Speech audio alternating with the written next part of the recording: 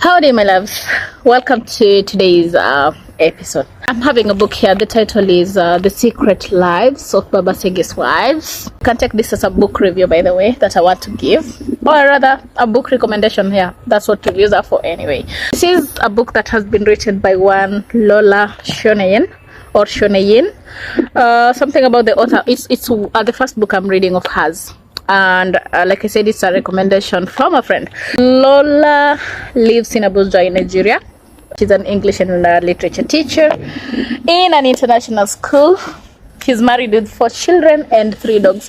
When I read this on the blab, my question was, since when did we start, when you're giving information about the author, since when did we start mentioning pets that people have?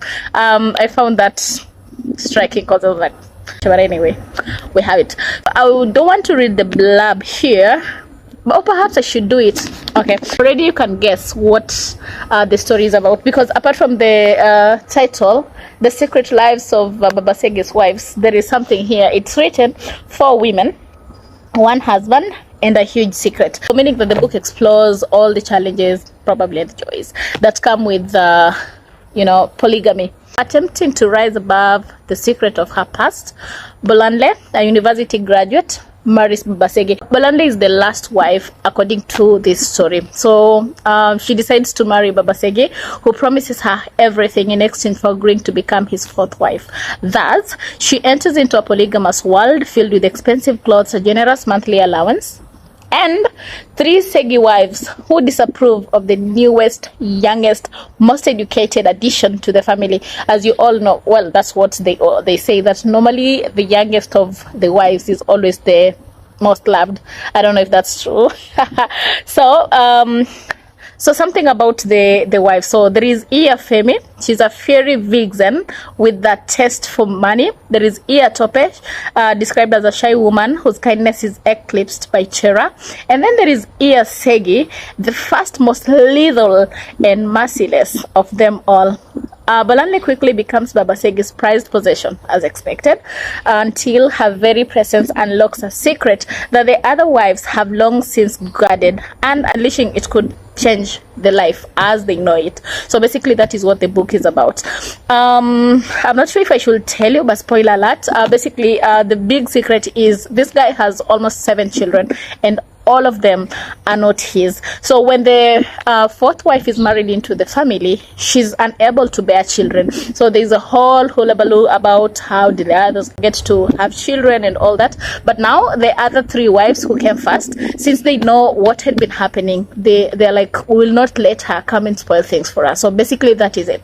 So one thing I love about the book is I think it's amongst, if it's not the most explicit book I've read. By explicit, I mean it has a way of expressing things the way they are, the language and everything. And I think that is the most striking element of this book. But then when you're looking at a book, I think what should actually count is the language, because what else is there? Because when you're looking at books, you're actually celebrating words that the writers have used. And if the writer is able to actually do that explicitly, then that is a plus. So I just want to bring you into a section of this book so that you get to understand the explicitness in it. All right. So we're looking at Bolanle. I don't know where to start from. So she had gone to visit her mother. All the troubles with the other wives had already begun. She just wanted an off. So she went to visit her mother, found out there was problems. So I won't get into that. I just wanted to read you a section so that you get to understand just how explicit this is. So she went to her mother. She found her mother was in the kitchen. So she talked about all the other things that had happened before. So I want to get into that. If you want to get it, read the book. All right. I dashed to the kitchen before she finished, so her words hit the back of my head and fell to the floor. It wouldn't surprise me if she were making hideous faces behind my back so she could feel a sense of victory. She exhaled when I returned to my seat. Maybe God has decided that it is time to relieve me of my sadness. Trust and obey, for there is no other way to be happy in Jesus but to trust and obey. I remember that part because there was a song, "Can trust and obey, for there is no other way but to trust." I don't know Yeah, but it's a common song. So this is the explicitness I'm talking about, okay? Probably you might not get it because I'm speaking from the context of the book, having the background and everything. But this is what it says. The song oozed from her lopsided mouth. It lacked melody and sincerity. She'd never been a churchgoer.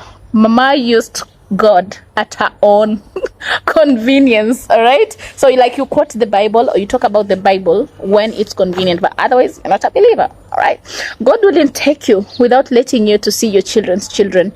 That's what all mothers pray for, isn't it? It was all I could think to say. Oh, really? Tell me, is it the one from the buffoon you call a husband that I should look forward to? Because if it is those ones you speak of, I pray that God keeps them in his bosom. Well, so this mother, or yeah, she was against her daughter being married off as the fourth wife. So she's basically telling her, it's not like I admire or I look forward to seeing your children, because first of all, she was opposed to the marriage, okay?